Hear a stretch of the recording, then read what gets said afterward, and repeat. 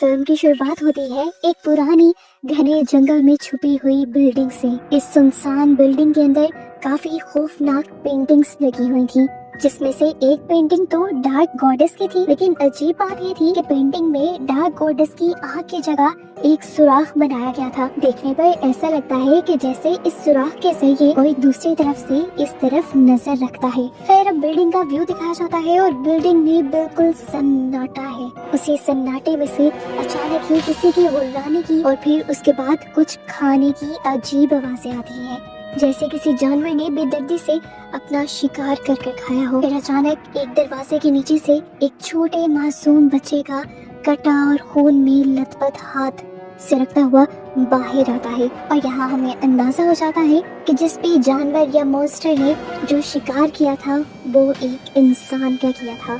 इसी सीन के अंदर हमें एक बड़ा सा बॉक्स भी दिखाया जाता है जिसमें ऐसे ही बहुत से और हाथ थे। फिर सीन कट होता है और नेक्स्ट सीन में हम जमीन पर एक बेजान पड़े हुए आदमी को दिखते हैं।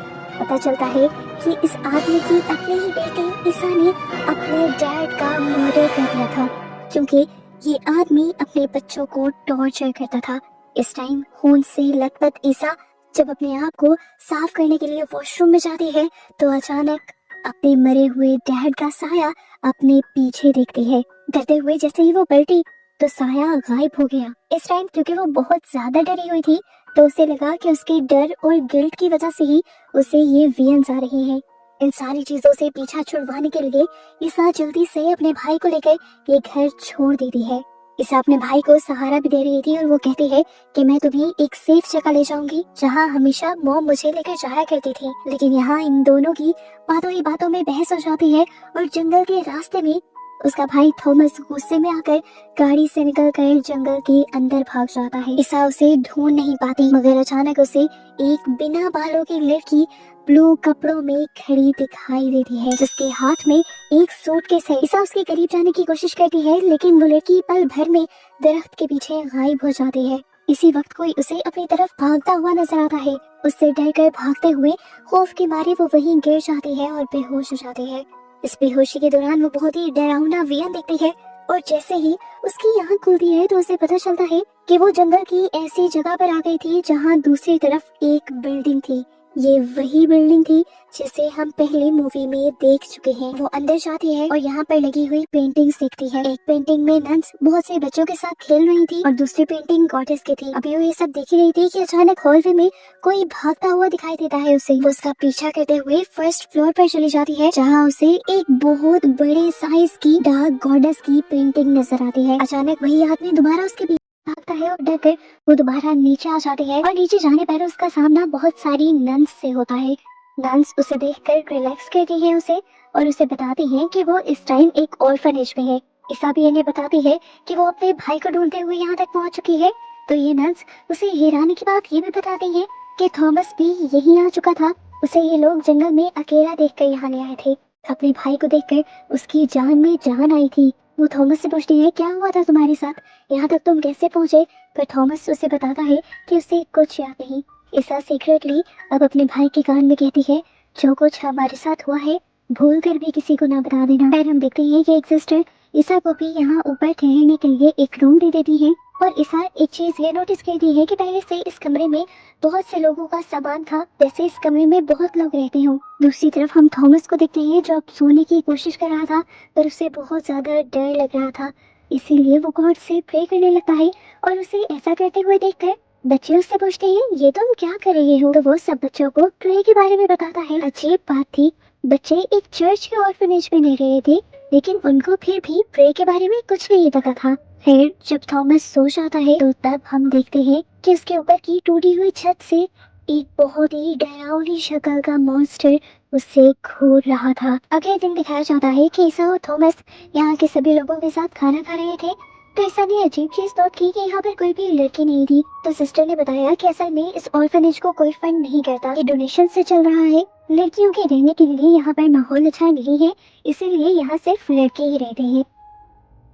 खाना खाने के बाद ईसा बर्तन नीचे ले जाती है और वहाँ उसे एक छोटा बच्चा दिखाई देता है जो टॉय कैमरा के साथ खेल रहा था। ईसा भी उसके साथ बैठ जाती है और उससे कहती है, क्या मैं भी इस कैमरा में देख लूं? जब वो कैमरा उसे दे देता है, पहले पहले तो ईसा को काफी मजा आ रहा था, लेकिन फिर अचानक से उसे इसी कैमरा के अंदर अपने डैड की डेड बॉडी नजर आ गई, जिससे वो बहुत ही ज्यादा शॉक हो गई। खैर इस टाइम के लिए तो वो यहाँ से चली जाती है और कुछ देर बाद हमें दिखाया जाता है कि वो सिस्टर से हमेशा के लिए इसी ऑर्फनेज में रहने के लिए परमिशन मांग रही थी, जो कि सिस्टर उसे दे भी देती है। यहाँ पर वो सिस्टर से ये भी कहती है कि कोशिश करें कि मेरे भाई थॉमस को कोई अडॉप्ट कर ले। मैं उससे दूर तो नहीं होना चाहती, लेकिन इस टाइम में उसे अच्छा फ्यूचर नहीं दे सकती और मैं चाहती हूँ कि वो खुद आगे बढ़े। अब सिस्टर उसे पूरे ऑर्फनेज का राउंड करवाती है, सिवाय मदर के रूम के। पता नहीं क्यों, लेकिन मदर के रूम में जाना मना था। बाहर हमें दिखाया जाता है कि थॉमस सभी बच्चों के साथ खेल रहा था और तभी एक लड़का थॉमस को मदर माइसल बनने को कहता है। थॉमस पूछता है वो कौन है, तो लड़के बताते हैं कि वो एक खूनखार मॉन्स्टर है जो इस ऑर्फनेज में घूमती है और बेचारे मासूम बच्चों को खा जाती है। थॉमस को इनकी कहानी पर बिलीव नहीं होता और वो लोग यहाँ से चले जाते हैं। दूसरी तरफ हमें दिखाया जाता है कि जब थॉमस सभी लड़कों के साथ शोहर ले रहा था तो सारे लड़के उसे दोबारा से तंग करने लग जाते हैं और थॉमस उन्हें धमकी देता है, मेरी बहन का पता नहीं है तुम्हें, उसने मेरे डैड का भी मर्डर किया है और अगर मैंने बताया ना कि तुम लोग मेरे साथ गलत कर रहे हो तो वो तुम्हें भी नहीं छोड़ेगी। इसी रात हमें दिखाया जाता है कि ईसा जब आधी रात में सो रही थी तो उसे अपने रूम में एक साया दिखाई दिया। ये बिल्कुल इंसान जैसा था, लेकिन तभी उसकी आंख खुल गई और पता चला कि ये बस उसका एक बुरा ख्वाब है। खैर अगली सुबह दिखाया जाता है कि थॉमस जब इसी ऑर्फनेज में घूम रहा था तो वो एक सिस्टर को कपड़े चेंज करते हुए देख लेता है और यहाँ पर सिस्टर मार्गरेट जो कि सबसे बड़ी है वो उसे पकड़ लेती है और सजा के तौर पर उसके सारे बाल उतार देती है। ईसा को अपने भाई के लिए बुरा तो लगता है, लेकिन क्योंकि वो इसी ऑर्फनेज में रह रही थी तो वो अपने भाई के लिए सिस्टर को कुछ कह भी नहीं पाती। ईसा जब अपने भाई के बाल साफ कर रही होती है तो उसे नीचे से कुछ टूटने की आवाज आती है। नीचे जाकर उसने देखा कि एक सिस्टर से यहाँ का एक अच्छा स्टैचू टूट गया था और सिस्टर मार्गरेट अब सबके साथ मिलकर उसे सजा के तौर पर उन्हीं टुकड़ों पर नंगे पांव चलने को कहती है। उन्हें बहुत ज्यादा दर्द होता है, वो रोने लगती है और हल्का हल्का चिल्लाती भी है। ईसा ये सब रोकने की कोशिश करती है, लेकिन सिस्टर्स उसे ये कहते हुए मना कर देती है कि उसे करने दो वो जो कर रही है। वो अपना दर्द और अपना खून गॉड को ऑफर कर रही है और उसके रास्ते में मत आओ। ईसा को ये चीजें बहुत ज्यादा अजीब लग रही थी, क्योंकि किसी भी चर्च में इस तरह से गॉड को कुछ भी ऑफर नहीं किया जाता था। दूसरी तरफ हमें थॉमस के ग्रुप को दिखाया जाता है। लड़के थॉमस से कहते हैं कि अगर तुम हमारे ग्रुप का पार्ट बनना चाहते हो तो तुम्हें एक चैलेंज करना पड़ेगा, तुम्हें लॉन्ड्री से लड़कियों के कपड़े लाने होंगे। थॉमस मान जाता है और लॉन्ड्री की तरफ चला जाता है। ये जगह काफी अंधेरी थी, शायद वो भटक गया था। दूसरी तरफ सिस्टर्स को भी पता चल जाता है कि थॉमस अपने रूम में नहीं है। सिस्टर्स बहुत ज्यादा परेशान हो जाती हैं, थॉमस के लिए नहीं बल्कि इसलिए कि अगर मदर ने थॉमस की खुशबू सूंघ ली तो क्या होगा। आखिर कौन थी ये मदर, ये सवाल ईसा के भी जहन में आता है, जो कि छुपकर इन लोगों की बातें सुन चुकी थी। दूसरी तरफ दिखाया जाता है कि थॉमस जिस रूम में था वो यहाँ पर बहुत ही अजीब साया देखता है। साए में चमकती हुई दो आंखें और बड़े बड़े से हाथ, जिसकी उंगलियां बिल्कुल ढांचे जैसी थी। इससे पहले कि वो चिल्ला देता, पीछे से कोई आकर उसके मुंह पर हाथ रखकर उसे यहाँ से बाहर निकाल लेता है। दूसरी तरफ सिस्टर्स सभी बच्चों की क्लास लगा चुकी थी और वो सभी बच्चों से पूछती है कि आखिर थॉमस कहाँ है। बच्चे एक्सेप्ट कर लेते हैं कि उन्होंने थॉमस को चैलेंज दिया था और वो लॉन्ड्री की तरफ गया है। ये सुनकर सिस्टर्स को गुस्सा आ जाता है और सिस्टर्स उस बच्चे को पनिशमेंट देने का डिसाइड करती है जिस बच्चे ने थॉमस को वो चैलेंज दिया था। लेकिन यहाँ दूसरी सिस्टर से कह देती है अभी टाइम नहीं आया इसे सजा देने का, इसलिए आपके लिए इसे छोड़ दो। फिर सुबह हो जाती है और हम देखते हैं कि थॉमस अभी भी सो रहा था। इस साथ थॉमस से पूछती है कि रात क्या हुआ था, तुमने वहाँ पर ऐसा क्या देख लिया था कि तुम्हें फीवर हो गया है। थॉमस कहता है मुझे ज्यादा तो याद नहीं, लेकिन मैंने एक बहुत ही डरावना हाथ और आंखें देखी थी वहाँ पर। खैर ईसा अपने कामों में लग जाती है और वो एक रूम में उस छोटे बच्चे को भी देखती है दोबारा से, जिसे रात सिस्टर इस चर्च के अंदर लेकर आई थी। लेकिन जल्दी से सिस्टर इस रूम का दरवाजा इस तरह बंद कर देती है जैसे वो इस बच्चे को छुपाना चाह रही हो और ईसा को ये सब चीजें बहुत ज्यादा अजीब लगती है। लंच के टाइम पर सिस्टर आकर सबको बताती है कि थॉमस के दोस्त को अब एक फैमिली अडॉप्ट करने आ रही थी, इसीलिए सब बहुत ज्यादा खुश हो जाते हैं। जिसके बाद फिलहाल के लिए सिस्टर थॉमस को लेकर अपने ऑफिस में आ जाती हैं। वो थॉमस से पूछती हैं कि रात में तुमने उस अंधेरे कमरे में क्या देखा था।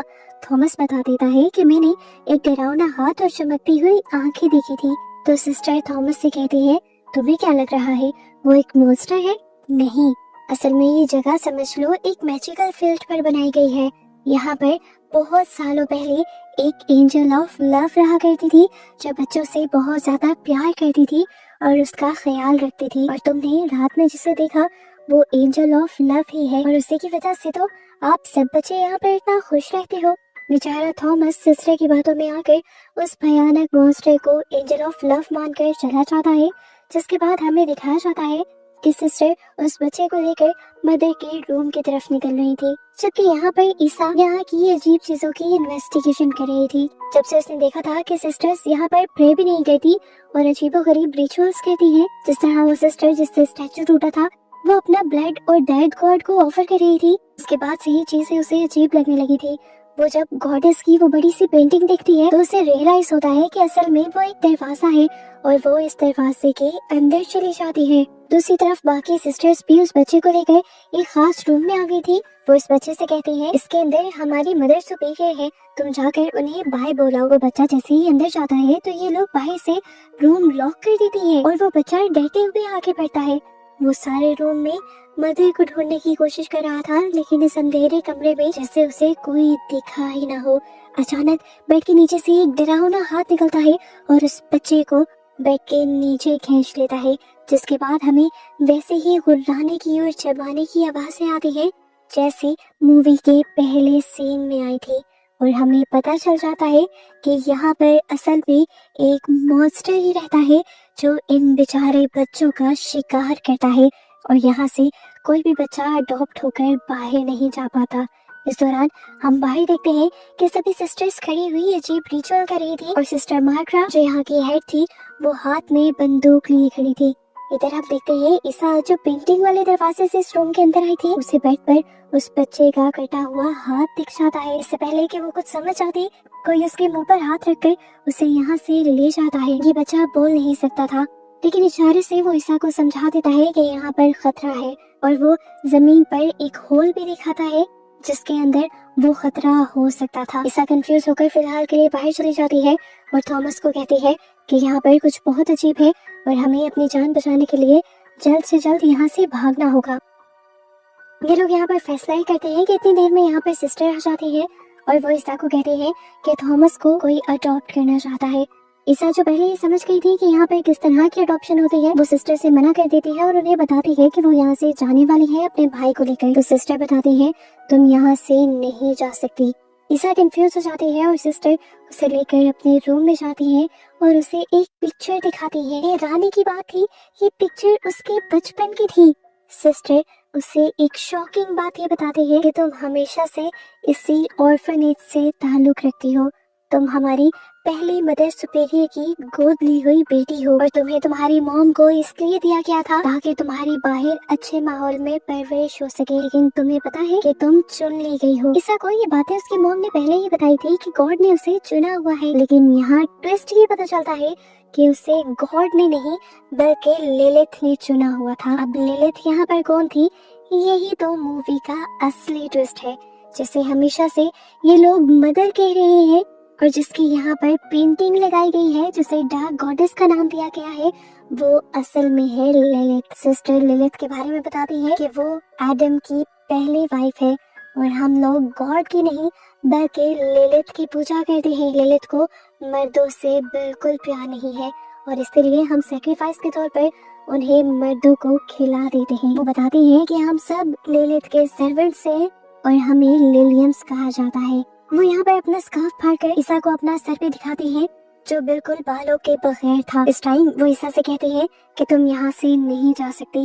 ये सब बातें सुनकर ईसा बहुत ज्यादा डर जाती है और सिस्टर के ऊपर ही हमला करते हुए उन्हें बेहोश करके यहाँ से भाग जाती है ताकि वो थॉमस को लेकर यहाँ से निकल सके। ईसा यहाँ से भागती है अपने भाई को बचाने के लिए, लेकिन इस टाइम उसे अपना भाई कहीं नहीं मिलता।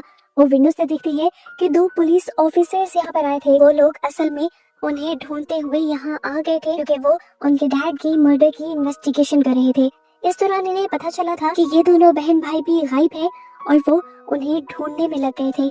क्योंकि जंगल के करीब उनकी गाड़ी मिली थी, इसीलिए ऑफिसर्स जल्द ही इस ऑर्फनेज तक भी पहुंच जाते हैं। यहाँ पर एक सिस्टर उन्हें बताती है कि इस जगह कोई थॉमस और ईसा नहीं रहते, पर ईसा ऊपर से विंडो को खड़काते हुए ऑफिसर को बताने की कोशिश करती है कि हम इधर ही हैं। इतने में ही ऑफिसर को थॉमस भी मिल जाता है और ये देखकर सिस्टर का झूठ पकड़ा जाता है और सिस्टर अपने आप को बचाने के लिए अपने गन से एक ऑफिसर को शूट कर देती है। जिस सिस्टर ने ऑफिसर को शूट किया था, दूसरा ऑफिसर उसे ही शूट करके मार देता है और इतने में पीछे से एक और सिस्टर आकर दूसरे ऑफिसर को जख्मी कर देती है। यह सीन यहाँ से कट हो जाता है और अगले सीन में हमें दिखाया जाता है कि ये सब लोग मदर के रूम में थी और अपनी लिलिथ के लिए ऑफरिंग तैयार कर रही थी। दूसरी तरफ हमें दिखाया जाता है कि ईसा को भी एक सिस्टर ने पकड़ा हुआ था। वो उसके मुंह पर कपड़ा बांधते हुए उसे बताते हैं कि आज वो लोग एक स्पेशल ऑफरिंग अपनी लिलिथ को देने वाले हैं और वो ऑफरिंग है उसका भाई थॉमस। वो बताती है कि लिलिथ का गुलाम होना यानी लिलियम होना बहुत ही प्राउड की बात है, लेकिन उसे कभी भी ईसा में ऐसी कोई अच्छी बात नहीं लगी कि वो लिलिथ की सर्वेंट बन पाए, यानी एक लिलियम बन पाए। मदर के रूम का सीन दिखाया जाता है। वहाँ जमीन पर एक बहुत बड़ा होल था जो पहले ईसा ने देखा हुआ था। इस होल के अंदर अब वो सिस्टर्स जाकर थॉमस को गिरा देती हैं और वो ऑफिसर जिसको भी ये सिस्टर्स यहीं पर ऑफरिंग के लिए लेकर आई हुई थी, वो भी थॉमस को बचाने के लिए खुद उसके अंदर जंप कर देता है। ईसा बहुत ज्यादा परेशान थी कि वो अपने भाई को किस तरह बचाए। इतने में वो लड़का जो पहले से ही ईसा की मदद कर रहा था, वो आकर ईसा को खोल देता है। वो यहाँ से जब भाग रही होती है तो उससे रास्ते में वो सिस्टर दिख जाती है जो सबकी चीफ थी। वो सिस्टर बताती है कि लिलिथ ने जो लिखा था अब वो होकर ही रहेगा। हमने लिलिथ को एक सबसे बड़ी ऑफरिंग दे दी है और उसके बाद वो हेल का चौथा गेट खोलकर इस दुनिया पे राज करने के लिए आ जाएगी। ये कहते ही वो खुद अपने आप को शूट कर लेती है। इस आप समझ चाहते हैं कि असल में ये सब लोग एक कल्ट का हिस्सा है और लिलिथ एक डीमन है। वो ये भी समझ गई थी कि वो डीमन जल्दी उसके भाई को खा लेगी, इसीलिए वो अपने भाई को बचाने के लिए फौरन से उसी रूम में भागती है जहाँ पर लिलिथ का घर था। वो गधा था जिससे उसने पहले देखा हुआ था। इस टाइम तक हम देखते हैं कि गधे के अंदर से लिलिथ ने अपनी ही एक लिलियम को यानी सर्वेंट को खा लिया था और उसके बाद उस ऑफिसर को भी खा लिया था। और इससे पहले कि वो थॉमस को खा पाती, थॉमस ने अपने आप को यहीं पर छुपा लिया था। थॉमस डरा हुआ था और तभी उसकी बहन उसे बचाने के लिए आ गई। वो थॉमस को बचाकर इससे पहले कि यहाँ से बाहर निकाल पाती, लिलिथ अब ईसा के ही पीछे पड़ जाती है और उसे पकड़ने की कोशिश करती है। ईसा उसे अपने आप को बचा तो लेती है, लेकिन फिर भी लिलिथ उसकी टांग पर काट लेती है। ईसा और उसका भाई जल्दी से बाहर निकल जाते हैं और अब लिलिथ भी उनके पीछे जब बाहर निकलने की कोशिश करती है तो इतने में ही थॉमस बाहर निकलकर यहाँ से सिस्टर की गन उठाकर उस लिलिथ को शूट कर देता है और फाइनली उसके उसी गड्ढे के अंदर फेंक देता है। फाइनली ये लोग इस मॉन्स्टर से बच गए थे, जिसके बाद इन्हें अब फौरन इस ऑर्फनेज से भी भागना था। भागने से पहले थॉमस ईसा को दोबारा याद करवाता है कि उन्हें बाकी बच्चों को भी बचाना है। बाकी बच्चों को बचाने के लिए ईसा अकेले ही ऊपर चली जाती है और थॉमस से कहती है कि तुम नीचे मेरा इंतजार करना। काफी देर तक जब ईसा नीचे नहीं आती तो थॉमस उसे चेक करने के लिए जाता है। इस टाइम वो खून में लथपथ खड़ी थी और बच्चे उसे देखकर डर रहे थे। पता चला कि उसने यहाँ पर एक बच्चे को शिकार करके खा लिया था और अब ये लिलियम्स उसे दूसरा छोटा सा बच्चा दे रही थी जिन्हें उन्होंने हमेशा से छुपा कर रखा हुआ था। और वो इस बच्चे को भी पकड़ लेती है और खाने की कोशिश करती है। और यहाँ पर हमें सिस्टर की कही हुई उस बात का मतलब समझ आता है कि असल में ईसा को उनके गॉड ने यानी लिलिथ ने चूज कर लिया था। उसने चूज कर लिया था कि वो ईसा की बॉडी के जरिए अब अपनी बुराइयों को फैलाएगी, जैसे वो पहले मदर की बॉडी के जरिए फैला रही थी। अब ईसा की बॉडी पर उस डीमन ने कब्जा कर लिया था, या ये कह ले कि ईसा ही अब वो डीमन बन चुकी थी, इस लिलियम कल्ट की सरदार बन चुकी थी और आगे वही बुराइयां फैलाने वाली थी जिससे वो अभी तक लड़ रही थी। और इस तरह उसी को दिखाते हुए ये मूवी यहाँ